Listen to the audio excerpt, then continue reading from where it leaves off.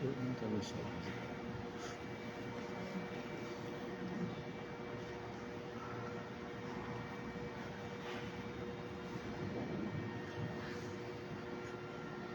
Boa noite. Boa noite.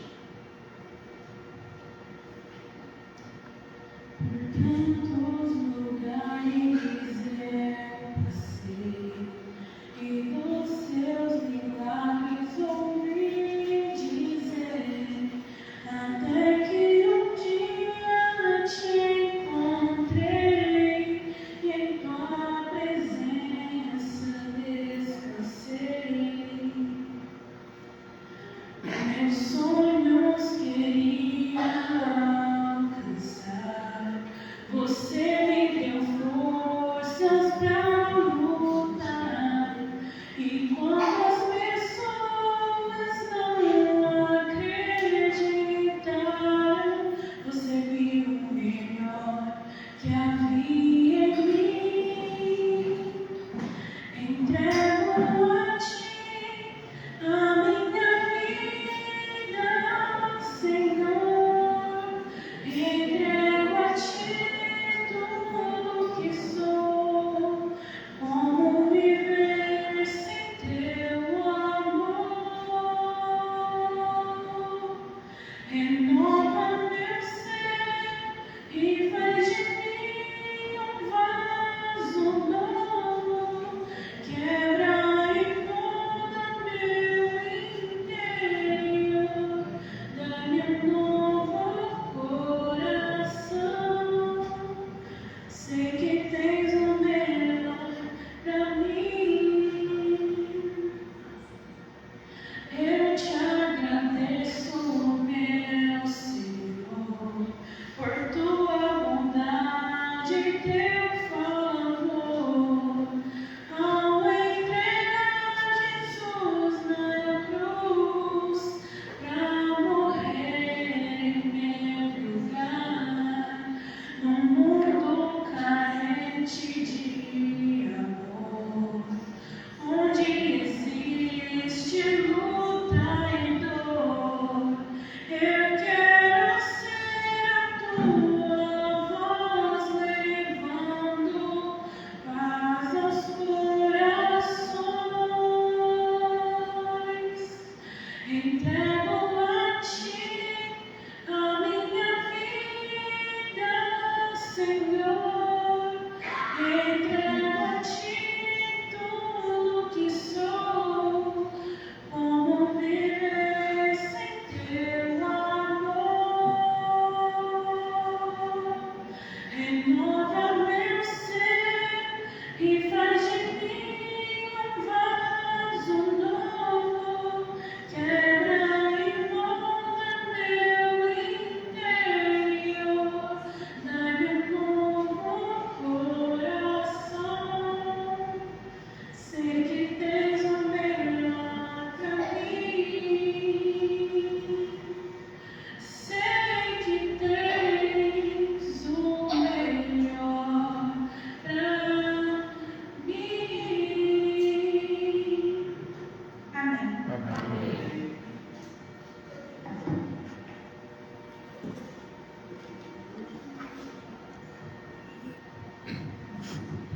Boa noite, gente bonita. Quem está feliz, diga amém. Amém. Quem é bonito, diga amém. Amém. Quem tem dinheiro, diga amém. Amém. Ninguém tem dinheiro, né? Dinheiro é igual língua de mosquito, né? Ninguém vê. Ninguém vê, né? Língua de formiga. Mas que bom, né? Que bom que nós estamos na igreja para adorarmos ao Senhor. Quero agradecer ao Ciro aí pelo convite, obrigado, Ciro.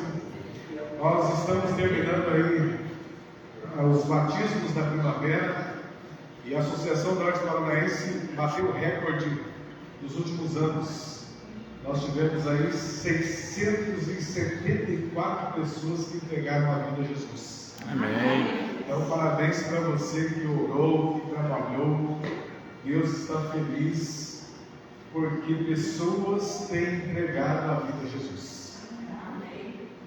E E louvado seja o nome de Deus, porque o trabalho quem faz é o Espírito Santo. Por isso que é muito importante a oração. Quanto mais nós oramos, mais o Espírito Santo trabalha. Né? Mas hoje nós vamos aproveitar, vamos fazer aqui uma rápida reflexão sobre o tempo de Deus. A Bíblia diz em Eclesiastes 3 que há tempo para todo propósito debaixo do céu. Agora a pergunta é: e o tempo de Deus, quando é?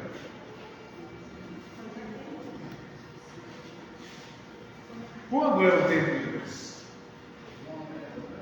Hã? Não entendi. Todo momento? Então nós vamos descobrir quando é, o que a Bíblia fala sobre o tempo de Deus. Porque normalmente quando uma pessoa é convidada a seguir a Jesus e a entregar a vida a Jesus, elas normalmente usam muitas desculpas. E uma das desculpas é: ainda não é a hora. Essa é uma desculpa que a gente ouve muitas pessoas dizendo: não é o momento, eu vou esperar um pouco mais, porque eu acho que ainda não é a hora. 2 Coríntios capítulo 6, verso 2. Quem gostaria de ler para nós aqui?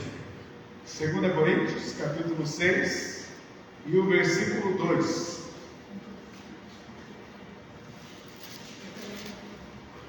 2 Coríntios capítulo 6. Pode ler. Porque diz: ouve-te em tempo aceitável, estou convite no dia da salvação. Eis aqui, agora, o tempo aceitável. Eis aqui, agora, o dia da salvação. Olha o que a palavra do Senhor diz. A Bíblia diz: eis aqui agora o tempo sobremodo oportuno. Eis aqui e agora o dia da salvação. Quando é o tempo de Deus? Agora. Quando Deus fala de salvação, Deus nunca fala do futuro. Nunca. Deus fala de futuro. Você pode fazer planos para viajar, para estudar, para passear, para comprar, para vender, mas planos de salvação É agora. não é para o mês que vem. Não é para o final do ano. Tem gente que diz assim: eu vou me batizar só quando meus parentes lá de Sinop puderem vir me assistir. Eu vou me batizar o dia que o Arautos Correia vier aqui para cantar. Eu vou me batizar o dia que vier a caravana no Novo Tempo. Aí Deus olha do céu e diz assim: não entendeu nada. Não entendeu nada. O tempo de Deus se chama hoje. Olha o que diz Hebreus 3,15. Quem quer ler para nós? Hebreus capítulo 3, versículo 15. Hebreus capítulo 3 e o versículo 15.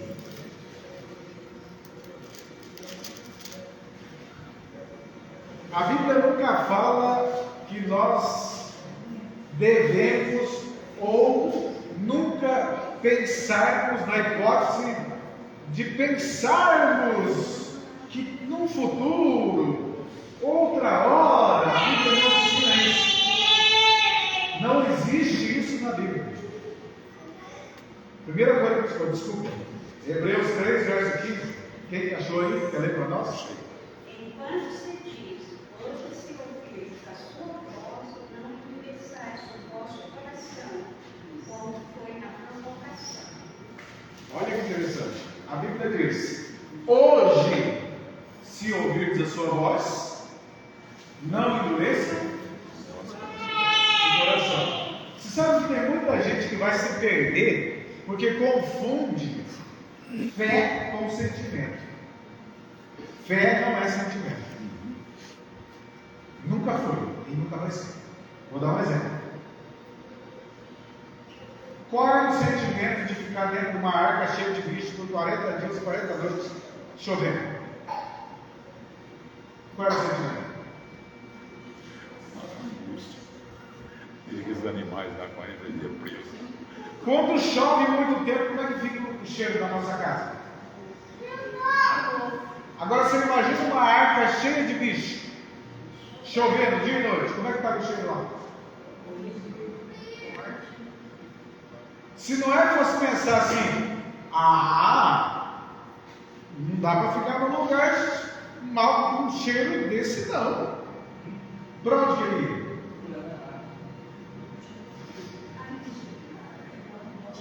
Ele estava na água. Se chegar numa mangueira de boi de manhã, o negócio é forte. Então, fé não é sentimento.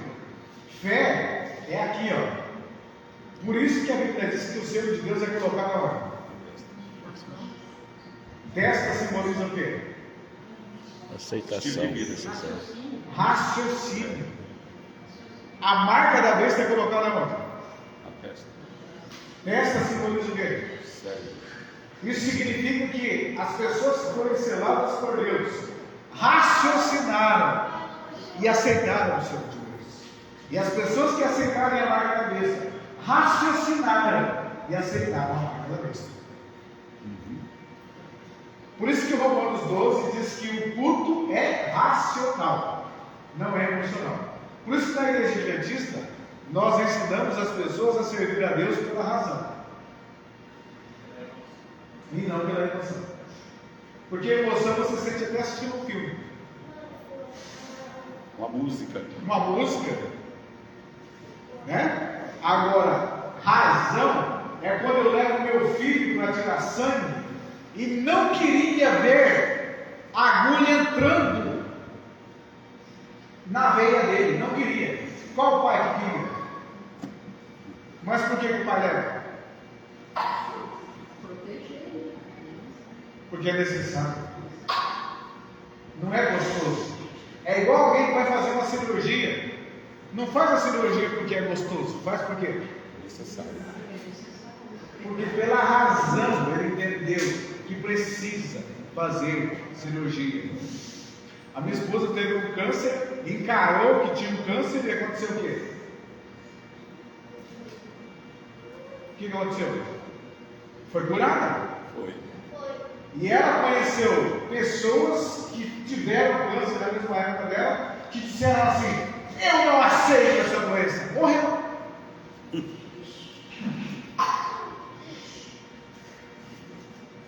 Morreu.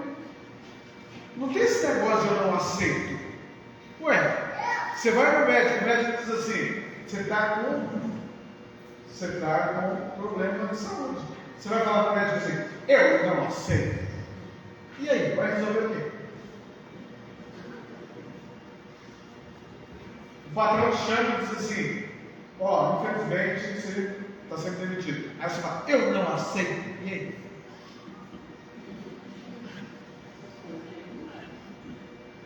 Resolve alguma coisa? Então, a vida é aqui, ó. É aqui. É por isso que muitas pessoas vão perder a salvação, porque fica confundindo fé com sentimento. Aí ele diz assim: eu não estou sentindo no meu coração. Mas quem foi que disse que é para sentir no coração? Onde é que tem um texto da Bíblia que diz assim: sinta no seu coração? Quando foi que Jesus ensinou isso?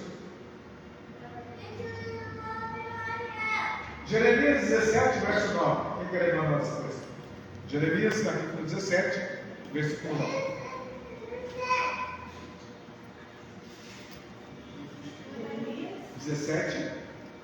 E o versículo 9.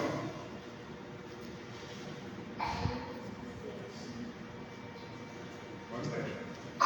Enganou está o coração, mas do que todas as coisas perverso. Quem o conhecerá? Está vendo? A palavra do Senhor diz que o coração é o quê? O que ele é mais? Corrupto, perverso. E o que mais? E Deus está dizendo assim: quem o conhecerá? Ou em outras palavras, Deus está dizendo: nem você conhece o coração que você tem. Nem você conhece. Já viu aqueles erros que a gente comete, que a gente fala assim: meu Deus, onde é que eu estava na minha cabeça? até raiva, né? Por quê? Porque nem a gente acreditava que a gente era capaz daquilo. Quando Natan chegou e disse para Davi que ele tinha cometido o pecado que ele cometeu, que caiu a ficha que ele tinha feito, o que ele fez?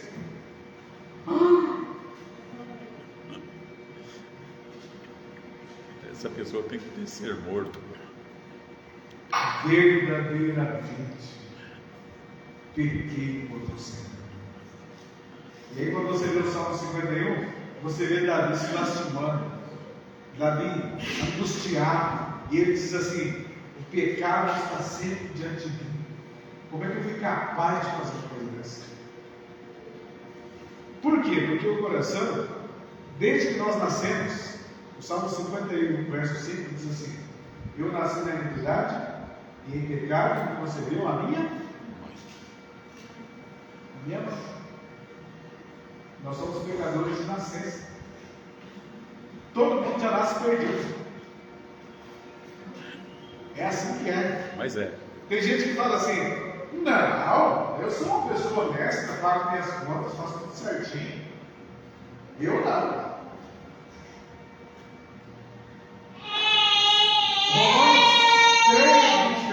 Romanos 3, 23.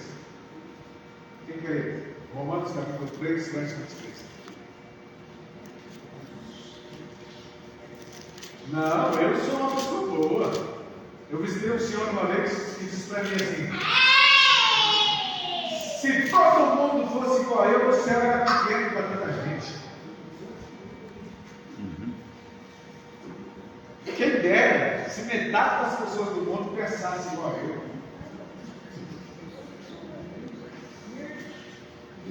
Romanos 3, 23, o que diz a Bíblia? Pois todos pecaram e carecem da glória de Deus. Ah, pronto. Ó, o mesmo capítulo 3, verso 11 e 12. Quem quer ler? Qual? Bom, capítulo 3, versículo 11 e 12. Não há quem entenda, não há quem busque a Deus. Todos se extraviaram a um se fizeram inúteis. Não há quem faça o bem, não há nenhum sequer. Está vendo? A Bíblia diz: todos se extraviaram, não há quem faça bem. E quando a gente faz o bem, a gente faz esperando alguma coisa em troca. É ou não é? E se faz também pelo Espírito Santo, não é pela gente. E quando faz e não recebe nada em troca, para de fazer. Fala assim: ah, se pegando uma mão, lava a outra, e quando chega a minha vez acabou a água. Eu vou parar com esse negócio. Só eu que vivo lavando a mão de todo mundo, mas quando chega a minha vez não tem água. Então essa história de uma mão lava a outra, por isso a Bíblia nos ensina que é preciso servir a Deus com a razão. Porque a razão vai me fazer coisas que eu não tenho vontade. É assim. Vou dar um exemplo. Quando você chega cansado do trabalho e está só um pouco, dá vontade de orar? Quem é que vai lá e fala assim: oh delícia, agora eu vou me ajoelhar e vou ficar aqui vários minutos orando, porque é muito gostoso? Quem é que faz isso? Hã? Um aposentado pode até fazer. Mas quem ralou o dia inteiro, está só o pó, só a rabiola da pipa, como é que vai orar? Cansado, exausto, desanimado, sem vontade de orar. Mas ora, por quê? Precisa, né? Precisa dessa comunhão. Porque entendeu que precisa. Tem que orar. É igual o culto. Culto de sábado de manhã, chovendo, frio. Quem é que tem vontade de ir na igreja?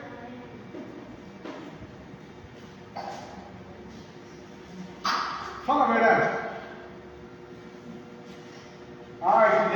delícia, eu vou acordar com essa chuva e esse frio, porque hoje vai ser delicioso o culto lá na igreja, com esse frio, com essa chuva. É assim. A gente vai porque entendeu que precisa ir. Isso é fé. Abraão não levou Isaac para sacrificar assim. Vamos lá, filho, que eu vou te dar uma facada e vou te matar. Foi assim? Como é que foi? Rapaz, foi um sofrimento danado. Nem falou para a mulher, porque se ele falasse, o que ia acontecer? Não deixava ele. A mulher ia falar assim: você vai, mas só passando por cima do meu cadáver. Você vai, mas ele fica. Você quer sacrificar alguém? Se sacrifica você. Nós esperamos essa criança quanto tempo? E agora que ele nasceu, Deus pede para sacrificar, sem entender. A mulher ia dizer assim: sem entender errado. Não foi isso que Deus mandou. Mas será que é Deus que está falando? Será que é Deus mesmo? Você acha que Deus ia pedir uma coisa dessa? Sacrifício humano? Por isso a fé é pela razão. E por isso Deus nos chama para aproveitarmos o tempo. A Bíblia diz lá em Tiago 4, 14. Quem quer ler Tiago 4, 14 para nós? Tiago capítulo 4, no versículo 14.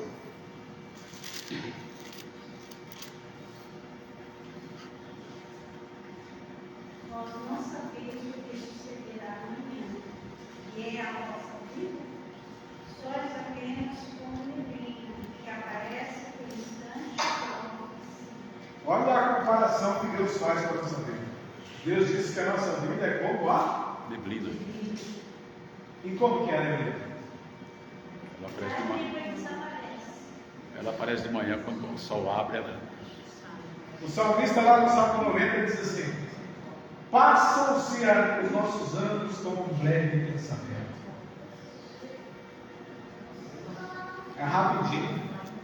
A gente via criança que estava aí ontem brincando, agora estão casados, pai de filho.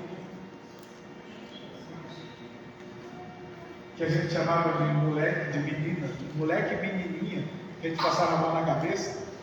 Hoje estão casados, são pais. E o tempo passou. Hã? Exatamente. Então, não dá para ficar esperando. Não dá para ficar esperando. Então, a pessoa que não tomou a decisão ainda de entregar a vida dela a Jesus ser batizado, se ela pudesse perguntar para Jesus assim: Senhor, quando é que eu devo me batizar? O que Jesus responderia? Jesus ia responder assim: o dia que você estiver preparado. É isso? Vamos ver? Atos capítulo 22, versículo 16. O que Jesus ia responder para quem quer ser batizado, mas não sabe quando? Eu quero, mas não sei quando. Eu visitei um rapaz em Mandaguaçu semana passada e disse isso para mim. Disse assim: eu quero, mas não sei quando.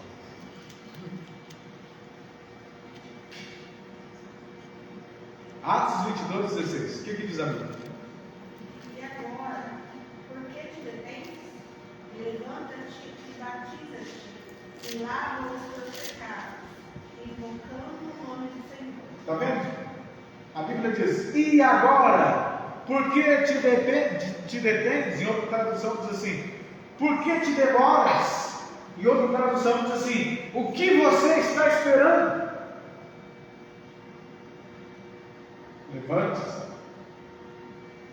tome a sua decisão, lave os seus pecados, invocando o nome do Senhor.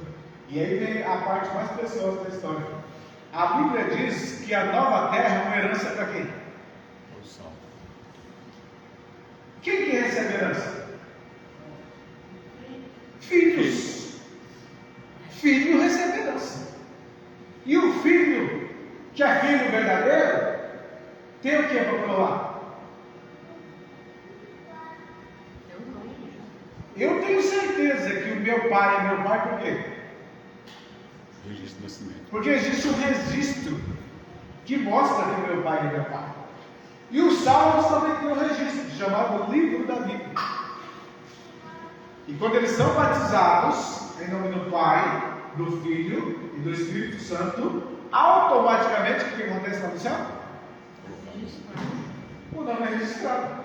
Aí essa pessoa passa a fazer parte dos herdeiros.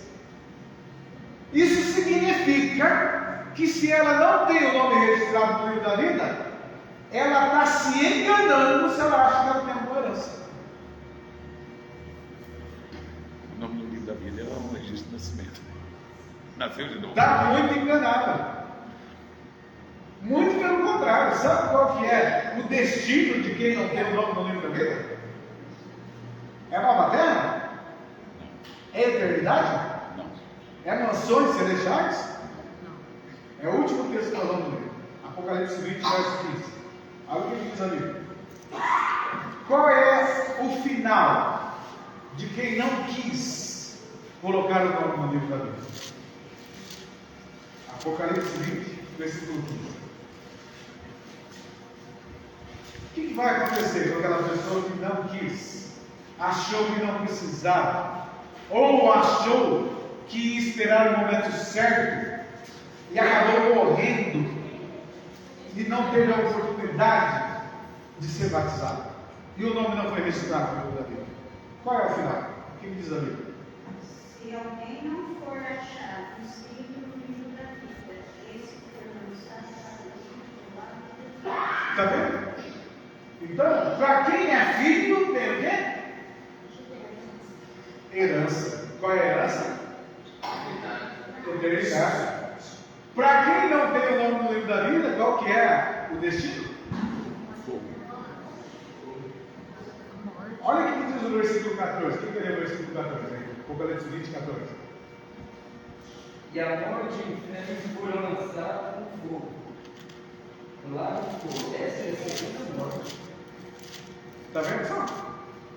A Bíblia fala que essa morte que nós passamos por ela aqui, ela é apenas um sono. Lembra quando Lázaro morreu? Jesus disse: nosso amigo Lázaro dorme. Lembra quando Jesus chegou na casa de Jairo, que a filha dele estava morta? E Jesus falou assim: ela não está morta, ela dorme. Porque para Jesus, essa morte natural aqui é apenas um sono. Agora, a morte de verdade é o que vai acontecer com quem não tem o nome no livro da vida, que a Bíblia chama de segunda morte, que é a morte eterna.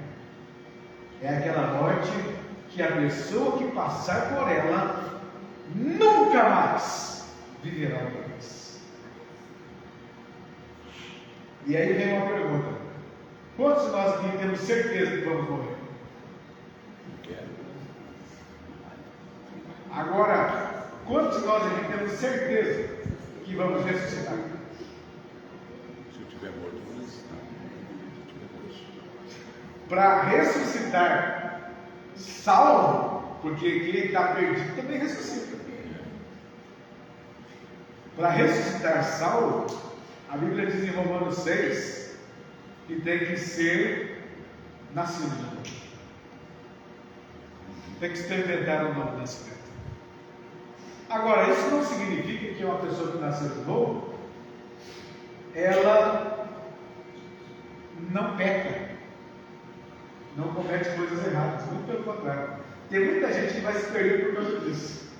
Porque ela acha assim: só vou batizar quando eu estiver pronta. Aí o diabo fala assim: oh, beleza, esse não batiza nunca. O outro diz assim: eu vou me batizar na hora que eu estiver firme. Quando é que eu estiver firme? Nunca. Os grandes homens da Bíblia cometeram muitos pecados. Por que Deus deixou isso revelar para nós? Por quê? Para dar exemplo. Para a gente não se enganar e mostrar para nós que não existe perfeição enquanto nós vivemos nessa terra. Por isso que Hebreus 12 diz assim, ó: olhando firmemente para Jesus, o autor e o consumador da nossa fé. A Bíblia diz que é para olhar para Jesus, porque se você olhar para você, você vai ver o quê? Pecado. Se você olhar para o outro, você vai ver o quê? Como que é seu nome? Se eu olhar para o velho, eu vou ver o quê? Por quê?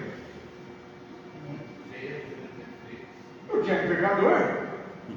E a igreja é o lugar dos pecadores. Aliás, olha como o diabo é inteligente. As pessoas falam assim: lá na igreja tem muita gente errada. Ué, mas se tivesse certo, estava no céu. A igreja é lugar de gente errada mesmo.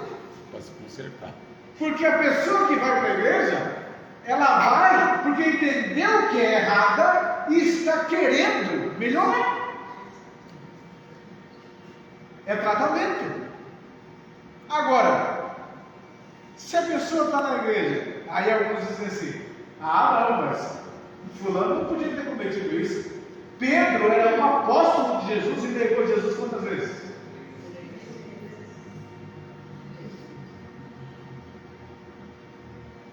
E aí? Era apóstolo de Jesus. E quando disseram assim: esse aqui também é um deles, ele falou que está ficando doido? Nunca nem ouvi falar desse Jesus aí. E andou com Jesus quantos anos? 3 anos e meio. 3 anos e meio. Estavam, se você ver João capítulo 20, a Bíblia diz que quando Jesus morreu, eles ficaram tão desapontados e tão desanimados, que eles se esconderam dentro de uma casa com medo dos soldados romanos pegar eles. Aí de manhã cedo, no domingo de madrugada, Maria Madalena chegou lá e falou assim: ele ressuscitou! Aí Pedro falou assim: essa mulher está louca. Jesus passou 3 anos e meio dizendo que iria morrer e ressuscitar. E o dia que ele ressuscitou, quem acreditou dos seus seguidores? Madalena. O que Tomé disse? Tomé era um apóstolo de Jesus. O que ele disse? Falou assim: eu só acredito se eu. Eu só acredito se eu ver ele tocar. Se não. E Jesus poderia ter falado assim: esse para mim não serve para ser apóstolo, porque esse duvida. Está vendo como Jesus é maravilhoso? Jesus é tão maravilhoso que Tomé duvidou e ele chegou e falou assim: sou eu mesmo, está aqui em minhas mãos, quer tocar? Veja que sou eu mesmo. Aí Tomé disse assim: Senhor Deus meu. Reconhecido. É assim que funciona. A vida com Deus é errando e acertando, caindo e levantando. É por isso que existe a famosa Santa Ceia. Para que existe Santa Ceia? Reconsagrar. A Santa Ceia só existe porque Deus sabia que a gente ia continuar pecando. Senão nem precisava de Santa Ceia. Então, eu fico muito triste quando eu vejo algumas pessoas falando assim: eu não vou participar da Santa Ceia não, porque eu não me sinto digno. Não estou preparado. Aí Deus olha do céu e diz assim: então, meu querido, não participe nunca, porque digno você não vai ser nunca. Se tem uma coisa que não tem em mim e em você, é o quê? Dignidade. Quem é digno? Jesus. Esse é digno. Por isso que quando a gente toma a Santa Ceia, a gente come um pão sem fermento. Por que não pode ser fermento? Porque o fermento simboliza o pecado e Jesus nunca pecou. E a gente toma um suco de uva, mas suco de uva é da uva mesmo, né? Não é o suco que suque, né? Azido, não. É o suco, não é mancha com mão, né? É suco de uva. Por quê? Porque o suco simboliza o sangue de Jesus. Então, quando eu tomo a Santa Ceia, eu estou dizendo assim: Senhor, eu sou pecador, miserável, desgraçado, não mereço o céu, mas o Senhor derramou sangue por mim. Obrigado pela oportunidade de querer me salvar, mesmo eu não merecendo. Lembra daquele hino? Não trago nada mais ao Senhor, só o quê? Só este meu coração pecador. O que mais a gente tem que oferecer para Deus? a não ser o coração pecador. E sabe qual que é a parte melhor da história? É que mesmo a gente tendo um coração pecador para oferecer para ele, ele diz assim: vem, traz esse coração pecador aqui para mim. Transformar ele, virar carne. Vem do jeito que você é. Que eu prometo uma coisa para você: se você vier do jeito que você é, você vai ser transformado e vai deixar de ser você.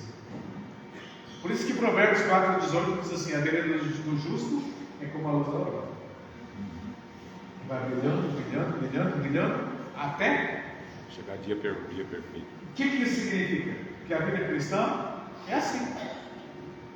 Essa semana eu sou melhor que a semana passada. Esse ano eu estou melhor que o ano passado. Não vai se quebrar, vai se... Exatamente. É assim. Agora, Jesus disse em Mateus 24:13. Mateus 24:13 está o segredo do sucesso. Jesus disse assim: ó, aquele que perseverar até o fim Será salvo. quer se salvar? Qual que é o segredo? Perseverar. Continua. Ó. Eu sou pecador, mas eu gosto dele. Tenho meus defeitos, mas eu gosto dele. Eu estou com vontade, mas eu gosto dele. Eu não queria, mas eu vou. Beleza. O diabo inventa uma história que Deus só aceita se a pessoa fizer de coração. Se a pessoa não fizer de coração, Deus não aceita. Onde é que está escrito isso?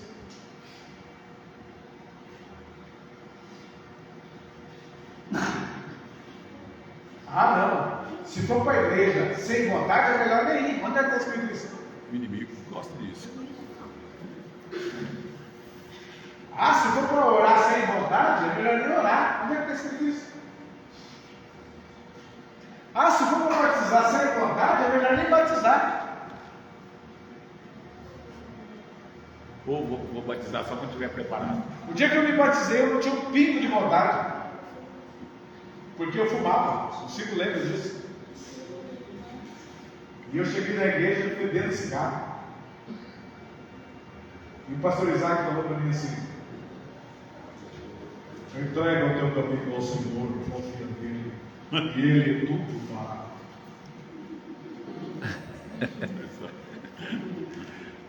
Pronto. Louvado seja Deus pela vida do pastor Isaac, porque tem alguns pastores que não batizam não. Se a pessoa falar assim: eu estou fumando, o pastor fala assim: não, então larga esse cigarro mineiro. E eu fui batizado. E aquele dia eu cheguei em casa e queimei meu maço de cigarro. Isso faz 25 anos. Amém. Nunca mais. Você não queimou fumando, não. Você queimou mesmo, literalmente. Nunca mais. E se eu tivesse falado assim: não, eu vou largar o mineiro, o que ia acontecer? Não ia batizar, não. Estava até hoje. Não ia batizar. Está queimando cigarro até hoje. Estava queimando esse cigarro. Então, meus irmãos, Se tivesse vivo ainda, né? que Deus possa nos abençoar, para que a gente possa ser inteligentes. Deus criou a gente inteligente. E nós somos muito inteligentes. O problema é que a gente é muito esperto. A gente usa muita inteligência para aquilo que interessa e não usa nada de inteligência para aquilo que não interessa. Quando é uma coisa que interessa, a gente usa a cabeça e é uma beleza. Agora, quando é uma coisa que não interessa, a gente fala assim: mas é tão difícil. Lembra daquela frase que diz assim: quem quer, faz. Quem não quer, inventa uma desculpa. Quem quer sempre dá um jeitinho de fazer. Agora, quem não quer, sempre vai ter isso. Por isso que Jesus disse assim: muitos são chamados. Poucos escolhos. Chamado ou chama quantos? Mas quantos escutam?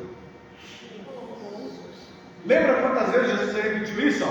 Quem tem ouvido para ouvir? Ouça. Se alguém bateu na porta, se alguém ouviu minha voz, alguém ouviu minha voz. Temos ouvido? Sim ou não? Seu ouvido está funcionando bem? Tá ou não? Está funcionando bem? Então, ouça a voz do Espírito. Abraão ouviu, né? Isaías 30:21 diz assim, ó: quando você se desviar para a esquerda, quando você se desviar para a direita, os seus ouvidos ouvirão uma voz atrás de você dizendo: este é o caminho, andai por ele. O que Deus estava querendo dizer com isso? Que na vida, uma hora a gente vai um pouco para a esquerda. O que significa isso? A esquerda simboliza relaxa. Uma hora a gente dá uma relaxada e vai para a esquerda.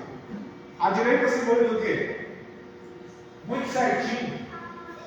Tem hora que quer ser muito certinho. Não, porque vixe Maria, eu sou muito zeloso.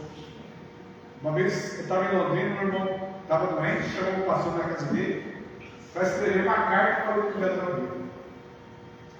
Aí ele mandou o pastor começar a escrever: eu fui adventista há 60 anos, nunca deixei de devolver o meu dízimo, nunca deixei de ofertar, nunca trabalhei no sábado, nunca deixei cortar minha água, nunca deixei cortar minha luz, nunca casei minha conta, sempre paguei minhas contas em dia. Aí a mulher dele estava lá na cozinha e falou assim: eita fariseu!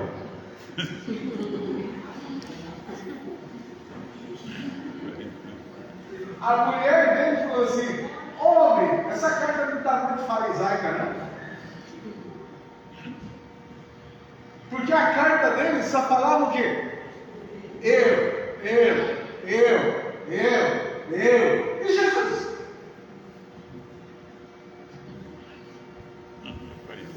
Jesus não fez nada. A Bíblia diz assim: é Ele quem efetua em nós o querer e o Efetuar. Então quer dizer o seguinte: para a gente vir aqui nessa igreja hoje, a gente só veio por quê? Porque o Espírito Santo trouxe, senão a gente não vive. Então não adianta falar assim: eu não falto dos cultos. Não falta porque o Espírito não deixa. Porque se o Espírito deixasse, faltava. Eu sou certinho. É certinho? A gente tem que tomar muito cuidado. Sabe por quê? Quanto mais a gente se aproxima de Jesus, mais defeito da gente a gente vê. Enquanto mais a gente vê coisas boas em nós, é sinal de que a gente está longe de Jesus. Quando Pedro se aproximou de Jesus, quando Jesus se aproximou de Pedro, Pedro falou assim: Senhor, afaste de mim, porque eu sou pecador. O pecador nunca vai achar que é certinho se ele estiver perto de Jesus.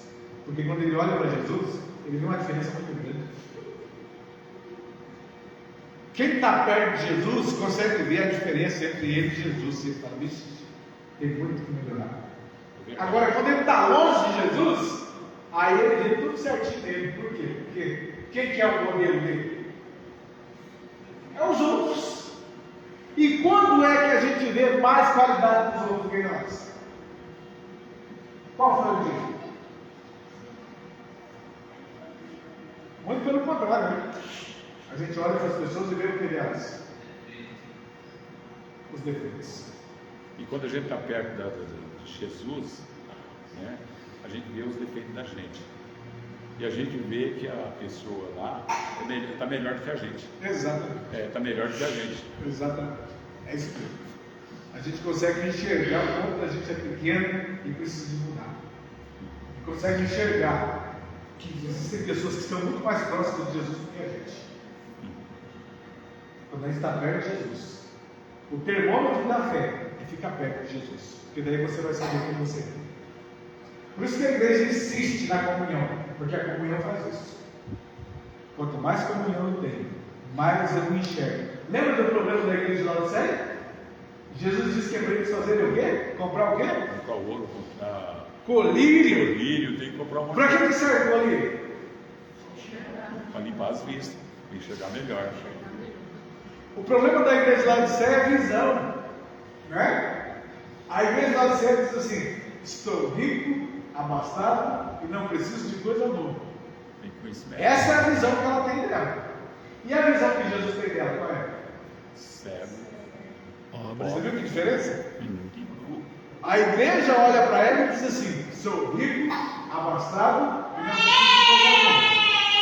E Jesus olha para a igreja e diz assim: vocês são pobres, Cego. vocês são cegos Sou e vocês estão pelados. Quando foi que Adão e Eva ficaram pelados? criança de pecado. Pecado. Então, o que Deus está querendo dizer quando ele diz que a igreja está pelada? Sem a justiça de Cristo. A gente fica sem a justiça. Está sem a justiça de Cristo. Lembra que lá quando Adão e Eva pecaram, Deus fez o que para cobrir a nudez deles? Gênesis 3:28 diz que Deus pegou vestimenta de pele. Pele de quê? De animais, do cordeiro. Lá em Apocalipse 13:8 diz assim: o cordeiro que foi morto desde a fundação do mundo.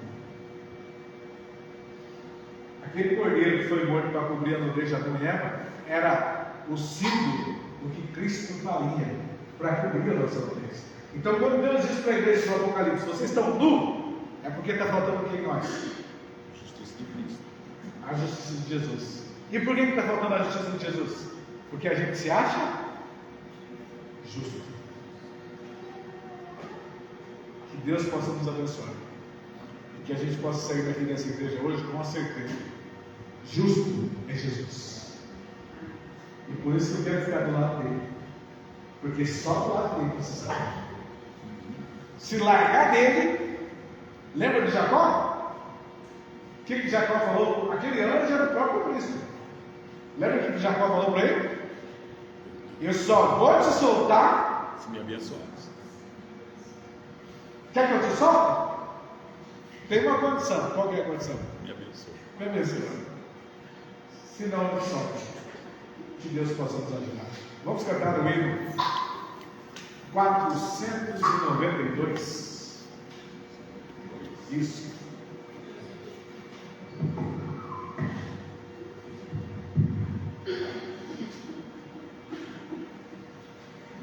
(492).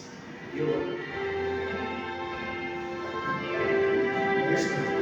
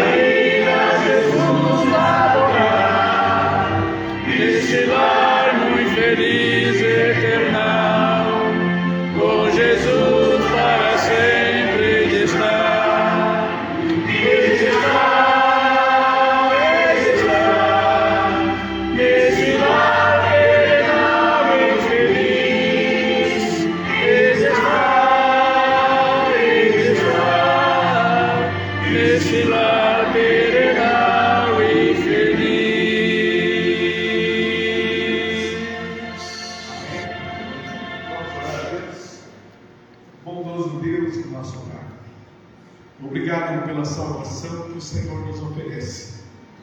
Nós não somos dignos de salvação, somos pecadores, e por causa do nosso pecado que Cristo foi morto lá na cruz. E nós queremos assumir a nossa condição de pecador, mas somos pecadores arrependidos. Por isso nós estamos aqui buscando o Senhor, porque nós acreditamos que o Senhor está disposto a nos perdoar, está disposto a nos transformar, e está disposto a buscar a cada um de nós para adorarmos ao Senhor. Por isso, a Deus pedimos, nos dê sabedoria e nos dê humildade para enxergarmos o nosso pecado e para enxergarmos que Jesus é digno e Ele sim pode nos conduzir à salvação.